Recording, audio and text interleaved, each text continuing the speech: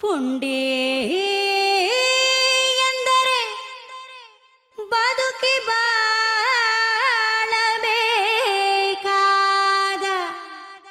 ನವಯುವಕರ ಕಾಡುವ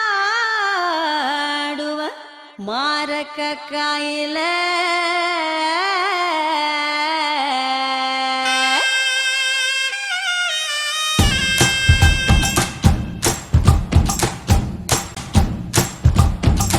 ಹಾದಿ ಬೀದಿಲು ಹಗಲು ರಾತ್ರಿಲು ತಪ್ಪೋದಿಲ್ಲ ಫೋನು, ಕಂಬಿ ಇಲ್ದೇನೆ ಬಿಡ್ತಾರೆಲ್ಲ ಕಲ್ಲರ್ ಕಲ್ಲರ್ ಟ್ರೇನು.